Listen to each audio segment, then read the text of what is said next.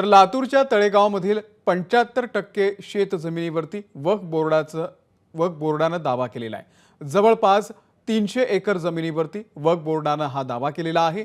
103 शेतकऱ्यांना वक्फ बोर्डानं आता नोटीस बजावलेली आहे।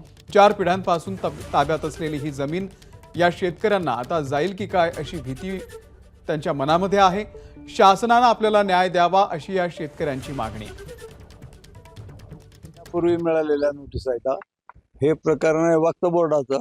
वक्फ बोर्डाने 103 लोकांवर केसेस केलेले आहेत आणि ते म्हणजे आणि 103 जणांच्या 300 एकर जवळपास 300 एकर जमीन आहे। वक्फ बोर्डाचं म्हणणं आहे की बाबा हे जमीन आम्ही ह्यांना खाण्यासाठी दिल्या होत्या, त्यांनी आम्हाला जमिनी परत कराव्या आता म्हणून त्यांनी दावा दाखल केलेला आहे। वकिलाची एखाद्या राय घेतली आम्ही, म्हणजे सल्ला घेतला, त्यांचा सल्ला घेतल्यानंतर मग त्यांनी मला वकीलपत्र दाखल करावं। सरकारला विनंती आहे की बाबा आम्हाला सगळं म्हणजे मदत करावी आणि शेतकऱ्याला ह्याच्यातून मुक्त करावं।